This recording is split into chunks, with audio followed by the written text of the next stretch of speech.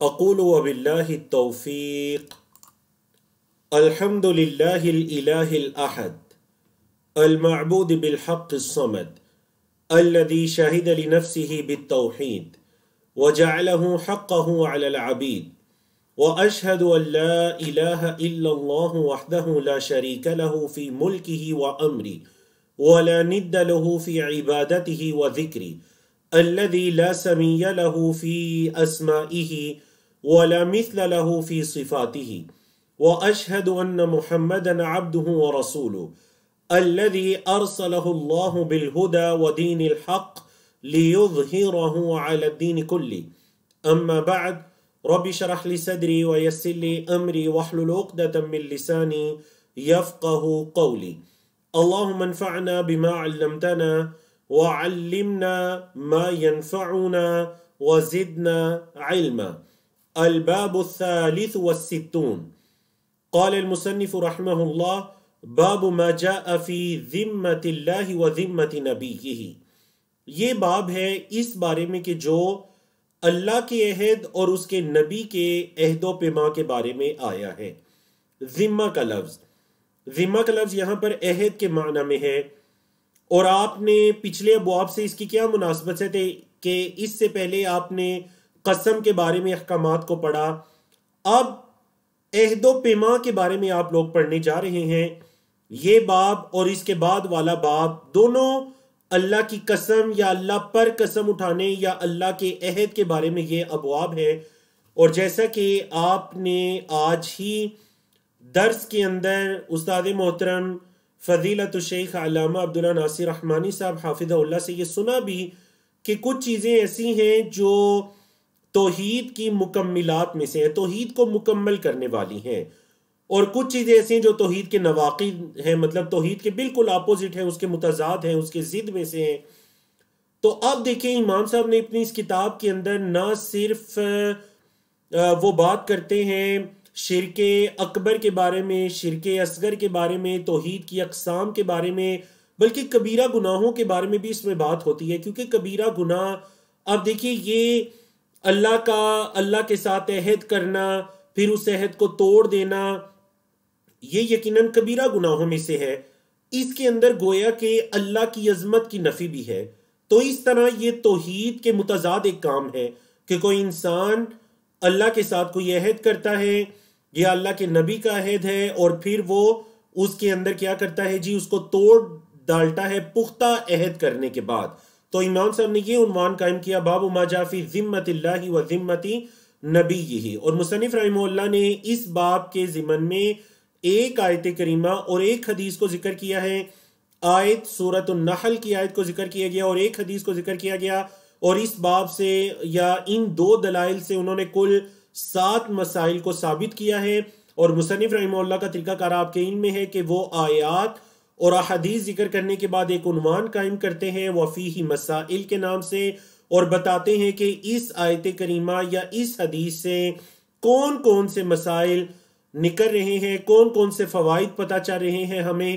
تو میرے اور آپ کے لیے بحیثیت طالب علم یہ غور کرنا بہت زیادہ ضروری ہے تاکہ ہم علماء کرام کے طریقہ استدلال کو سمجھ سکیں کہ وہ قرآن مجید کی نصوص یا نبی کریم صلی اللہ علیہ وسلم کی احادیث سے، ان نصوص سے، کتاب و سنت کی نصوص سے کس طرح وہ دلائل کو یا مسائل کو اخذ کرتے ہیں اور فوائد کو مستنبط کرتے ہیں. تو چلتے ہیں جی اس آیت کی طرف اور اس حدیث کی طرف جس کو اس باب کے اندر ذکر کیا گیا ہے.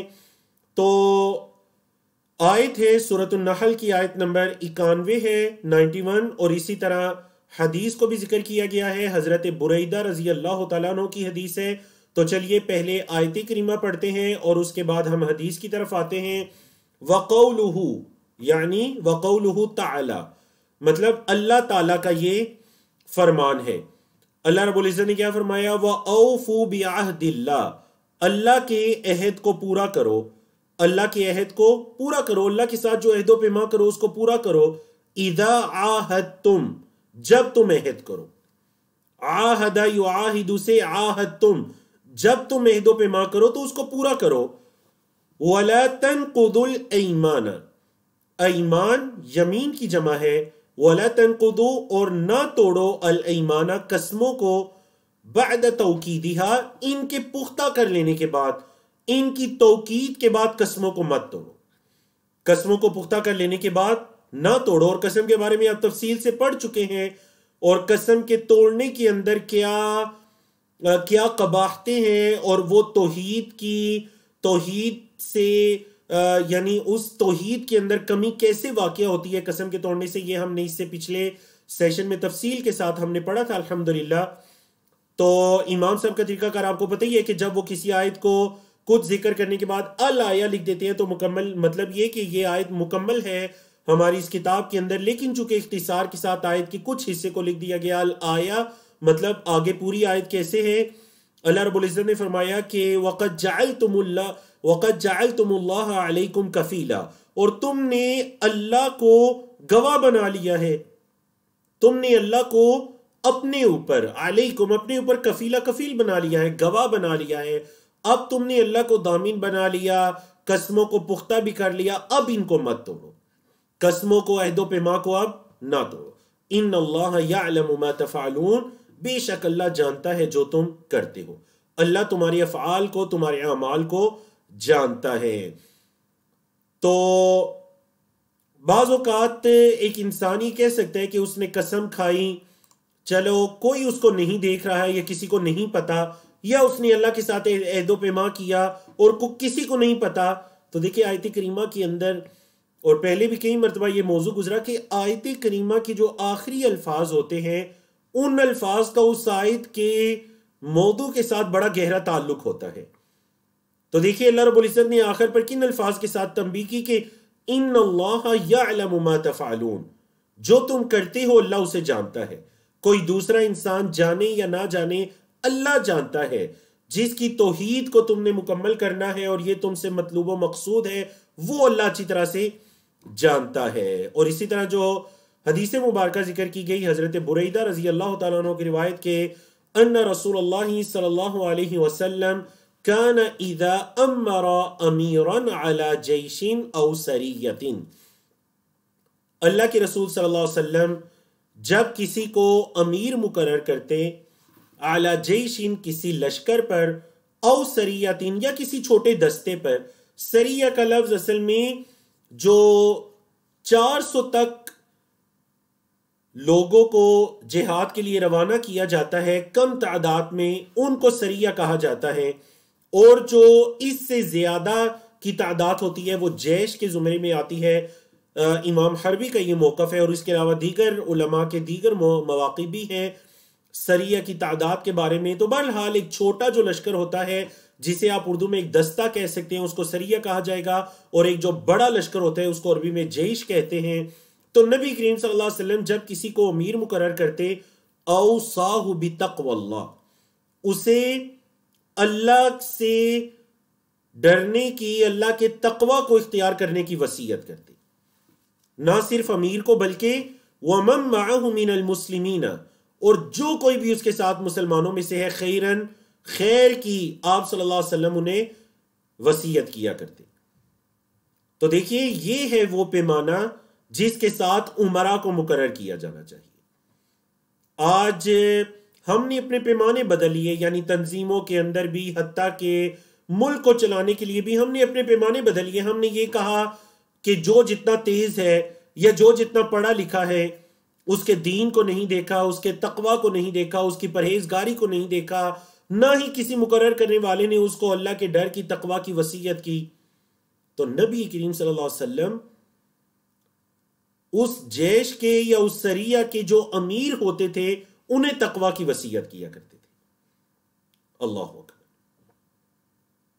ثم قال، پھر آپ صلی اللہ علیہ وسلم فرماتے، اغزو بسم اللہ فی سبیل اللہ، اللہ کی راہ میں اللہ کے نام کے ساتھ تم نے غزوہ لڑنا ہے، اللہ کی راہ میں اللہ کے نام کے ساتھ تم نے لڑائی کرنی ہے۔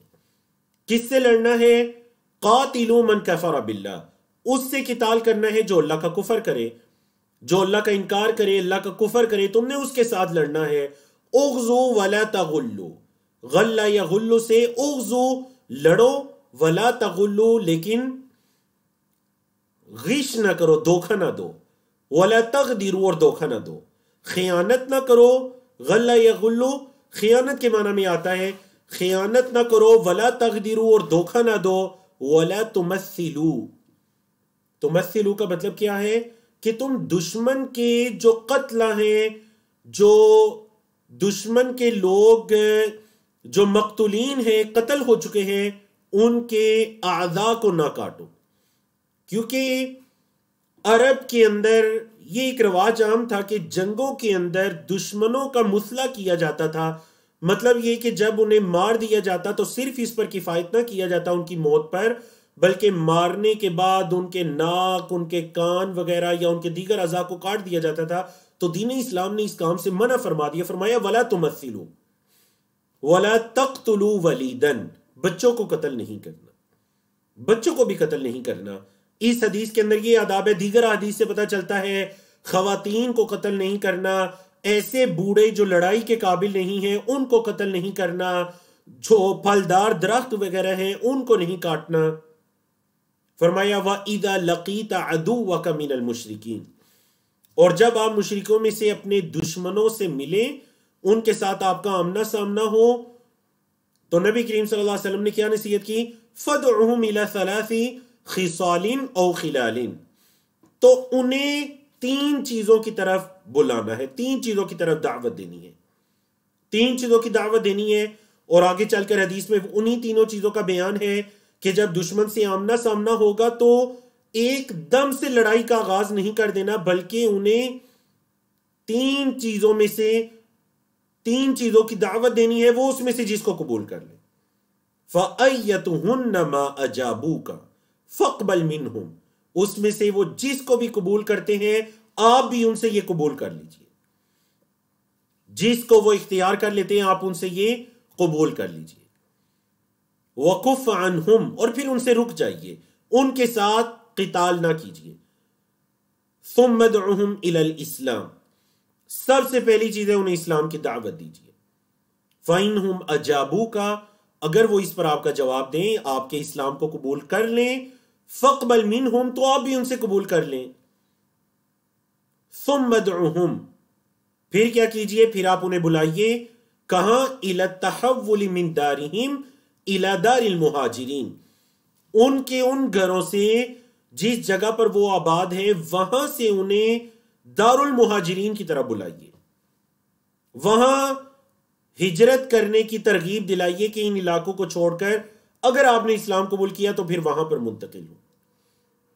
وَأَخْبِرْهُمْ، اور انہیں بتائیے، أَنَّهُمْ إِن فَعَلُوا ذَلِكَ، کہ اگر انہوں نے ایسے کر لیا، فَلَهُمْ مَا لِلْمُهَاجِرِينَ، تو ان کو وہ تمام حقوق حاصل ہوں گے جو مہاجرین کو حاصل ہیں. وَعَلَيْهِمْ، اور ان پر وہ چیزیں لازم ہو جائیں گی، مَا عَلَى الْمُهَاجِرِينَ، جو مہاجرین پر لازم ہیں. فَإِنْ أَبَوْا، پس اگر انہوں نے انکار کیا کس چیز سے؟ أَن يَتَحَوَّلُوا مِنْهَا، کہ وہ اپنے ان گھروں کو چھوڑ کر دار المہاجرین کی طرف منتقل ہوں گے، اس چیز سے اگر وہ انکاری ہو گئے، فَأَخْبِرْهُمْ، تو پھر انہیں بتائیے، أَنَّهُمْ يَكُونُونَ كَأَعْرَابِ الْمُسْلِمِينَ، تو مسلمانوں کی جو دیہاتی لوگ ہیں دار المہاجرین سے جو دور دراز علاقوں کے اندر آباد ہے، تو پھر ان کا حکم وہ ان مہاجرین کی طرح، ان کا حکم ان اعراب المسلمین والا ہوگا. کیا ہوگا جی؟ یجری علیہم حکم اللہ تعالی، اللہ کا حکم ان پر جاری ہوگا، الذی یجری علی المؤمنین، جو مومنوں پر جاری ہوتا ہے. ولا یکون لہم فی الغنیمۃ والفیء شیء، مال غنیمت اور مال فے کے اندر ان کا کوئی حصہ نہیں ہوگا، الا ان یجاہدوا مع المسلمین، سوائے اس کے کہ وہ مسلمانوں کے ساتھ جہاد کریں. ہاں، اگر مسلمانوں کے ساتھ جہاد کرتے ہیں، اگر وہ مسلمانوں کے ساتھ جہاد کرتے ہیں تو پھر مال غنیمت میں، مال فے میں ان کا حصہ ہوگا. لیکن اگر وہ جہاد نہیں کرتے تو مال غنیمت یا فے میں ان کا کوئی حصہ نہیں ہوگا.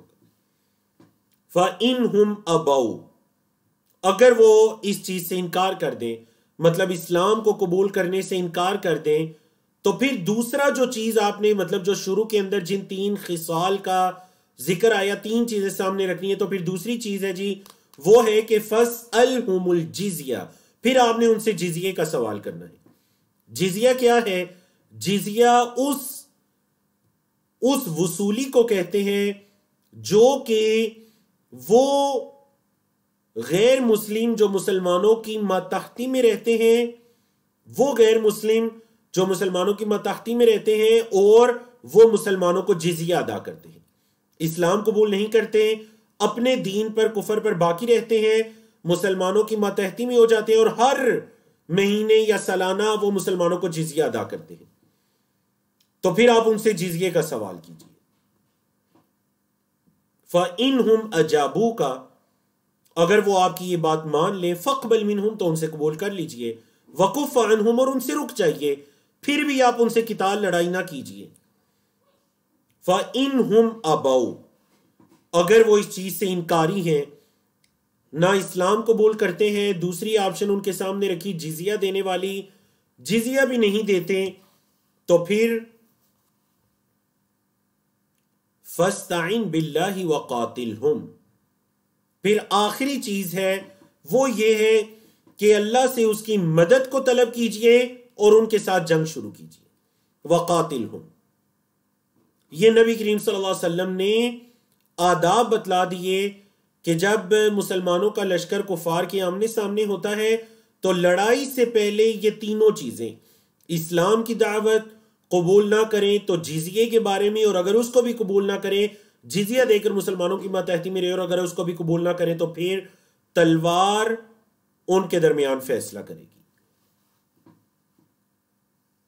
کیونکہ یہ زمین اللہ کی ہے، ارض اللہ ہے، اور یہ اللہ کے نظام کے قیام کے لیے ہے، تو اللہ کی زمین پر کفر کس طرح باقی رہ جاتا ہے اور مسلمانوں کے کچھ ممالک بھی قوت کے اندر باقی ہوں، تو اس وجہ سے یا تو وہ مسلمانوں کی ماتحتی میں رہیں، یا اسلام قبول کریں، یا مسلمانوں کی ماتحتی میں رہیں، کیونکہ جو عزت ہے وہ اللہ کے لیے ہے، وہ مسلمانوں کے لیے ہے، وہ دین اسلام کے لیے ہے، تو یہ مسلمانوں کی ماتحتی کے اندر رہیں، مغلوب ہو کر رہیں، اور اگر اس کو بھی نہیں قبول کرتے تو پھر جنگ ہے مسلمانوں کی ان کے ساتھ۔ تو نبی کریم صلی اللہ علیہ وسلم نے یہ اصول و ضوابط بتا دیے، اور آپ صلی اللہ علیہ وسلم یہ کب نصیحت فرماتے؟ جب کسی لشکر پر کسی کو امیر مقرر کرتے۔ اب آگے چل کر ایک اور وضاحت کر دی، اور یہ وضاحت تھی کہ اگر مسلمان کسی علاقے میں جائیں اور دشمن کسی قلعے کے اندر بند ہو جاتے ہیں، وَإِذَا حَاصَرْتَ أَهْلَ حِصْنٍ، اور جب آپ محاصرہ کر لیں کسی قلعے والوں کا، فَأَرَادُوكَ، پس وہ آپ کا ارادہ کریں کہ أَن تَجْعَلَ لَهُمْ ذِمَّةَ اللَّهِ وَذِمَّةَ نَبِيِّهِ، کہ آپ ان کے لیے اللہ کے عہد و پیما کو اور نبی کریم صلی اللہ علیہ وسلم کے عہد و پیما کو مقرر کر دیں۔ مطلب آپ یہ دشمن قلعے کے اندر بند ہو گیا، پھر وہ یہ چاہتے ہیں کہ آپ ان کے لیے کوئی عہد و پیما کو مقرر کر دیں، تو نبی کریم صلی اللہ علیہ وسلم نے کیا فرمایا کہ فَلَا تَجْعَلْ لَهُمْ ذِمَّةَ اللَّهِ وَلَا ذِمَّةَ نَبِيِّهِ، تو آپ ان کے لیے اللہ یا اس کے رسول کے عہد و پیما کو مقرر نہ کریں۔ بولے آپ اس کے لیے اللہ یا اس کے رسول کے عہد و پیما کو مقرر نہ کریں۔ اس کی کیا وجہ ہے؟ آپ صلی اللہ علیہ وسلم نے خود سے وجہ بھی بتا دی کہ فَإِنَّكُمْ إِن تُخْفِرُوا ذِمَمَكُمْ، بلکہ پھر کیا نصیحت کی؟ وَلَكِنِ اجْعَلْ لَهُمْ ذِمَّتَكَ وَذِمَّةَ أَصْحَابِكَ، آپ اللہ اور اس کے رسول کے عہد و پیما کو مقرر نہ کریں ان کے لیے، بلکہ اپنے اور آپ کے جو ساتھی ہیں ان کے عہد و پیما کو ان کے ساتھ مقرر کریں۔ کیوں؟ کیونکہ فَإِنَّكُمْ، کیونکہ بے شک جو آپ سب ہیں، آپ سب جو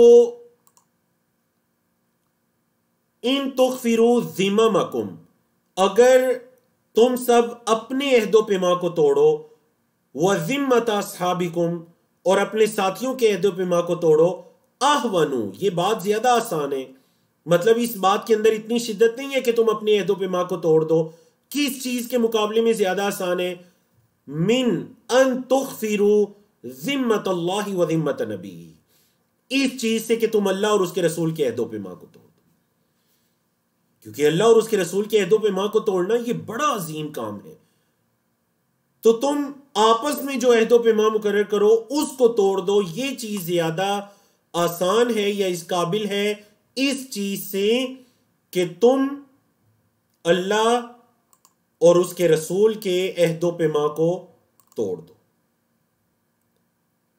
اللہ اکبر. آپ دیکھیے نبی کریم صلی اللہ علیہ وسلم نے ایک اور نصیحت فرما دی اپنے صحابہ کو، یا پھر جن صحابہ کو آپ صلی اللہ علیہ وسلم کسی بھی لشکر پر مقرر کرتے، اور وہ یہ نصیحت فرما دی کہ وَإِذَا حَاصَرْتَ أَهْلَ حِصْنٍ، اور جب آپ کسی قلعے والوں کا محاصرہ کریں، فَأَرَادُوكَ أَن تُنزِلَهُمْ عَلَى حُكْمِ اللَّهِ، اور وہ یہ ارادہ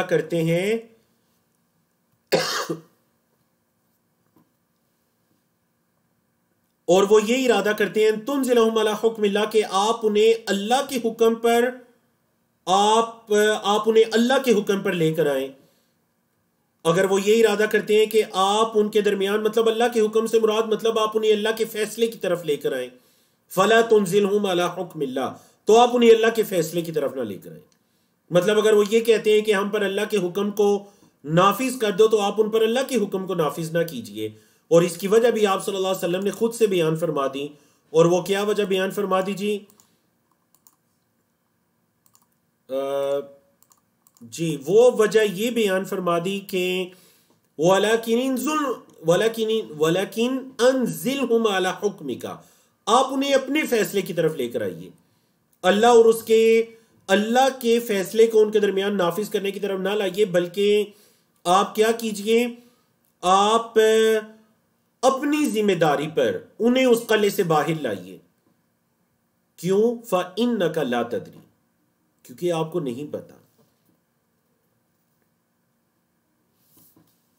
نہیں پتا کہ اَتُصِيبُوا، کیا آپ پہنچیں گے حکم اللہ فیہم، اللہ کے فیصلے کو ان میں لا یا نہیں.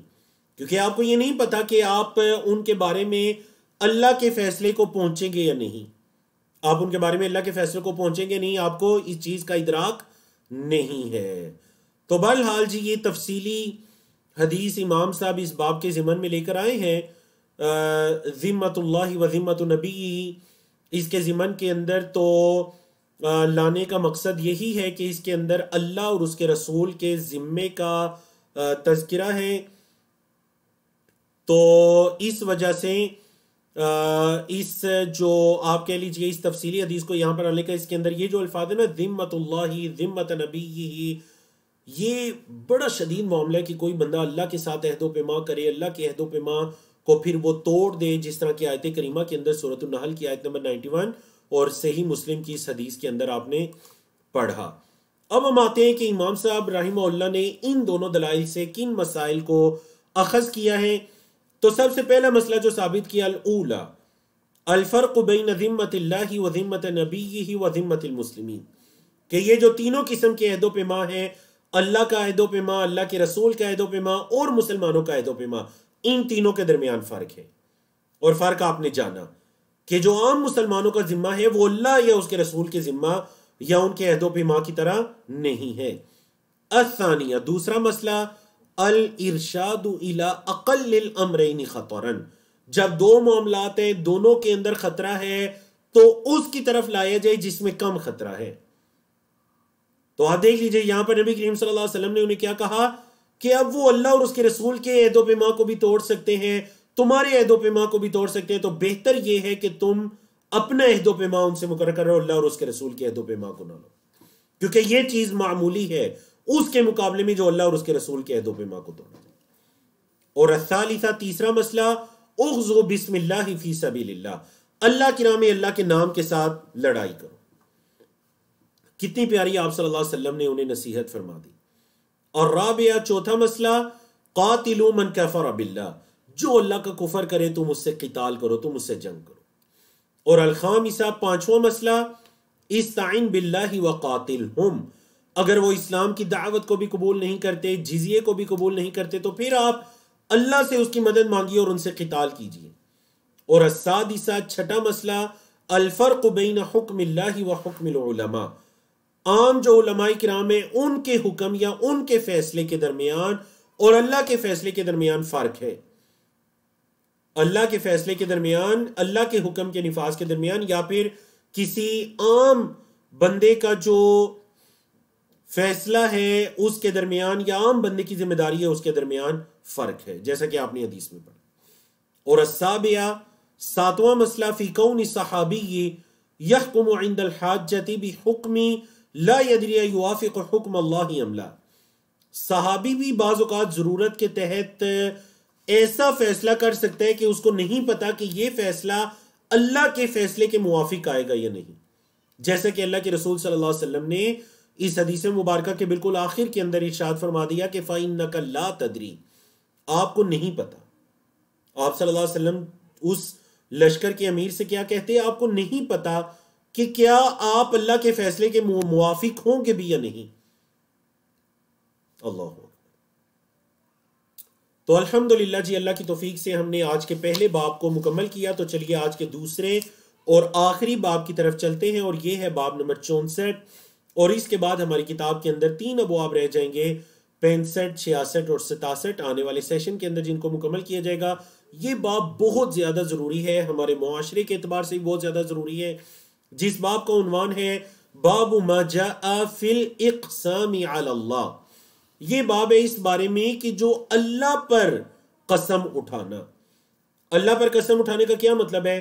کہ آپ اللہ کی قسم اٹھا کر یہ کہہ دیں کہ یہ کام نہیں ہوگا، یا آپ اللہ کے بارے میں کوئی بات کر دیں، مثال کے طور پر جس طرح آگے حدیث کے اندر آ رہا ہے کہ ایک شخص نے دوسرے سے کہہ دیا اللہ کی قسم اللہ تجھے معاف نہیں کرے گا، یہ بالکل بھی جائز نہیں ہے۔ اور دیکھیں معاشرے کے اندر بتائیے ایسا ہوتا ہے یا نہیں کہ اکثر لوگ جو ہیں وہ اللہ کی قسم اٹھا کر کوئی کام کہہ دیتے ہیں جی یہ ایسا نہیں ہوگا۔ مثال کے طور پر کوئی بندہ، ہمیں یہ لگ رہا ہے کہ یہ بندہ جو ہے خیر سے محروم رہے گا، تو ہم قسم اٹھا کے کہہ دیتے ہیں اللہ کی قسم یہ بندہ اس تک تو کوئی خیر پہنچے گی نہیں، اللہ کی قسم اللہ اس بندے کو کبھی معاف کرے گا ہی نہیں، اللہ کی قسم یہ بندہ تو ایسا ہو کر رہے گا۔ اللہ اکبر۔ تو یہ باب ہے اس بارے میں۔ مصنف رحمہ اللہ نے اس میں 2 حدیث کو ذکر کیا ہے، اور اس کے اندر کل 5 مسائل ہیں، مختصر باب ہے۔ حضرت جندب بن عبداللہ کی حدیث ہے، کہتے ہیں کہ اللہ کے رسول صلی اللہ علیہ وسلم نے فرمایا قال رجل، ایک شخص نے کہا، اور یہ جو ہم سے پچھلی اقوام گزری ہے یہ ان میں سے ایک شخص کا واقعہ ہے۔ ایک شخص نے کہا واللہ، اللہ کی قسم، لا یغفر اللہ لفلان، اللہ تو فلاں بندے کو معاف نہیں کرے گا، اللہ فلاں بندے کو معاف نہیں کرے گا۔ اور تفصیلی واقعہ جس طرح حدیث کے اندر آتا ہے کہ 2 شخص تھے، ایک بہت نیک اور دوسرا گناہگار۔ یہ نیک اس گناہگار کو ہمیشہ گناہوں سے روکتا رہتا تھا، اس کی خیر خواہی کرتا تھا، لیکن وہ گناہگار شخص گناہوں سے نہیں رکتا تھا۔ تو ایک مرتبہ جب اس نے اپنے اس بھائی کو گناہوں سے روکا تو اس نے اس پر غصہ کیا، اس کو منع کیا۔ اس نے کیا کہہ دیا جی؟ اس نے یہ کہہ دیا کہ جب اس شخص نے کہا کہ آپ مجھے میرے حال پر چھوڑ دیجئے، میں گناہ کر رہا ہوں یا جو بھی کر رہا ہوں، تو اس شخص نے آگے سے یہ کہہ دیا کہ اللہ کی قسم اللہ تجھے معاف نہیں کرے گا۔ فقال اللہ، تو اللہ نے کہا من ذا الذی، کون ہے یہ، یتعلی علی، جو مجھ پر قسم اٹھا رہا ہے، اللہ اغفر لفلان، کہ میں فلاں کو معاف نہیں کروں گا۔ کون ہے یہ شخص جو مجھ پر قسم اٹھا رہا ہے کہ میں فلاں کو معاف نہیں کروں گا؟ انی قد غفرت لہ، میں نے اس بندے کو معاف کیا۔ وہ جو گناہگار تھا، اللہ نے کیا فرمایا کہ وہ جو گناہگار تھا میں نے اس کو معاف کیا، وَأَحْبَطْتُ عَمَلَكَ، اور میں نے تیرے عمل برباد کر دیے، میں نے تیرے عمل برباد کر دیے۔ تو گویا کہ یہ چیز بھی توحید کے منافی ہے کہ کوئی انسان قسم اٹھا کر کسی کے بارے میں کوئی حتمی دعویٰ کر دے، اللہ کی قسم اٹھا کر یہ دعویٰ کر دے کہ اللہ اس کو معاف نہیں کرے گا، یا اللہ کی قسم یہ کام ایسے ہی ہے، اس کو خیر نہیں پہنچے گی۔ تو یہ کام بھی توحید کے منافی ہے۔ وہ ایک اکیلا اللہ ہے، اس کی مشیت چلتی ہے، کوئی مطلب کسی انسان کی قسم یا اس کی بات کے تابع اللہ کی مشیت نہیں ہو سکتی. تو کیا فرمایا؟ انی قد غفرت لہ، اللہ نے فرمایا کہ میں نے اس بندے کو بخش دیا اور میں نے تیرے عمل برباد کر دیے. وفی حدیث ابی ہریرہ، اور حضرت ابو ہریرہ کی حدیث میں ہے کہ ان القائل رجل عابد، کہ یہ جو کہنے والا تھا نا قسم اٹھانے والا، یہ بڑا نیک انسان تھا. پھر حضرت ابو ہریرہ خود فرماتے ہیں، کہتے ہیں تکلم بکلمۃ اوبقت دنیاہ وآخرتہ، اس بندے نے ایک ایسی بات کر دی تھی، ایک کلمہ، دیکھیں ایک جملہ ہی تو بولا تھا، اس بندے نے ایک جملہ ہی تو بولا تھا، اللہ کی قسم اللہ تجھے معاف نہیں کرے گا. اس ایک جملے نے اوبقت، ہلاک کر ڈالا، دنیا و آخرت، اس کی دنیا اور آخرت کو. ایک کلمے نے اس کی دنیا اور آخرت کو ہلاک کر بیٹھا. اللہ اکبر. تو دیکھیں توحید کا موضوع کس قدر محتاط ہونے والا موضوع ہے کہ ہمیں کبھی شعور ہی نہیں ہوتا. اب دیکھیں عابد جو ہے، پہلی بات یہ ہے کہ کیا اس کو یہ پتا تھا کہ میرے اس جملے کی اتنی بڑی سزا ہو سکتی ہے؟ نہیں. لیکن اس نے لاعلمی جہالت کے ساتھ توحید کے منفی ایک ایسا کام کر دیا کہ اللہ پر قسم اٹھانا. من ذا الذی یتعالی علیہ، اللہ نے فرمایا کہ یہ کون ہے جو میرے بارے میں قسم اٹھا رہا ہے کہ میں ایسے نہیں کروں گا، حالانکہ میں غفور ہوں، میں رحیم ہوں، اللہ کی یہ صفات ہے. تو اللہ پر قسم اٹھا کر کوئی بات حتمی کیسے کر سکتا ہے کہ اللہ بخشے گا یا نہیں بخشے گا؟ اس وجہ سے یاد رکھیے گا، یہ باب پہلے بھی کئی مرتبہ اس کی طرف اشارہ گزرا، بہت محتاط ہونے والا موضوع ہے کہ آپ کسی کے بارے میں یہ نہیں کہہ سکتے کہ اللہ کی قسم فلاں شخص تو جنت میں جائے گا، اور یہ بھی نہیں کہہ سکتے کہ اللہ کی قسم فلاں شخص جہنم میں جائے گا. ہم کسی کے بارے میں یہ حتمی دعویٰ نہیں کر سکتے. اللہ کے ساتھ اس کا معاملہ ہے. ہاں ہم اعمال کے بارے میں بتائیں گے کہ یہ عمل ہے شرکیہ عمل ہے، یہ عمل ہے کفریہ عمل ہے، نماز کا چھوڑنا کفریہ عمل ہے، غیر اللہ سے دعا مانگنا، غیر اللہ کے نام کی نظر و نیاز دینا شرکیہ عمل ہے. لیکن کسی شخص کے بارے میں یہ نہیں کہیں گے کہ تو کافر ہے یا تو مشرک ہے، یا پھر یہ کہ تو پکا جہنم میں جائے گا، یا یہ کہ اللہ تجھے معاف نہیں کرے گا. کسی انسان کے بارے میں نہیں کہہ سکتے. بہت احتیاط والا باب ہے. اللہ ہمیں توفیق عطا کرے. اب آتے ہیں اس باب کے مسائل کی طرف. الاولا، سب سے پہلا مسئلہ، التحذیر من التعلی علی اللہ، اللہ پر قسم اٹھانے سے منع کیا گیا ہے، سختی کے ساتھ منع کیا گیا ہے اللہ پر قسم اٹھانے سے. الثانیہ، دوسرا مسئلہ، کون النار اقرب الی احدنا من شراک نعلہ، ہم میں سے کسی ایک کے آگ اس کے جوتے کے تسمے سے بھی زیادہ اس کے قریب ہے، جیسا کہ حدیث کے اندر آئے. تو دیکھیے نا، یہ شخص اس نے قسم ہی تو اٹھائی تھی، اللہ کی قسم، لا یغفر اللہ لک، اللہ تجھے معاف نہیں کرے گا. اس ایک جملے کی وجہ سے اس کے سارے اعمال برباد چلے گئے، حالانکہ وہ عابد تھا، نیک انسان تھا. تو پتہ چلا جہنم انسان کے جوتے کے تسمے سے بھی زیادہ نزدیک ہے. توحید کے باب میں ہمیں اس چیز سے ڈر جانا چاہیے. الثالثہ، تیسرا مسئلہ، کہ ان الجنت مثل ذالک، جنت بھی بالکل اسی طرح، جنت بھی اس کے بڑے قریب ہے. اور رابعہ، چوتھا مسئلہ، فیہ شاہدن، اس کے اندر ایک اور گواہی بھی ہے کہ لقولہ، اس قول کے لیے کہ ان الرجل لا يتکلم بالکلمۃ، یہ نبی کریم صلی اللہ علیہ وسلم کی حدیث کہ ان الرجل لا يتکلم بالکلمۃ، کوئی بندہ ایک بات کہتا ہے، ایک کلمہ کہتا ہے، اس کو یہ شعور نہیں ہوتا کہ وہ کیا کہہ رہے ہیں. اس ایک کلمے کی وجہ سے وہ جہنم کے اندر 70 سال کی مسافت وہ نیچے چلا جاتا ہے. 70 خریفہ، 70 سال کی مسافت اس ایک کلمے کی وجہ سے وہ آگ میں چلا جاتا ہے.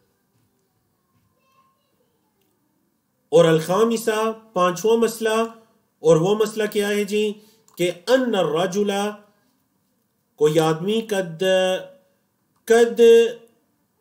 یغفر له بسبب، کبھی کبھار کسی شخص کو بخش دیا جاتا ہے، قد یغفر له، کبھی کبھار اس کو بخش دیا جاتا ہے، بسبب من ہوا اکرہ الامور الیہ، جس نے اس کو اس کاموں پر مجبور کر دیا.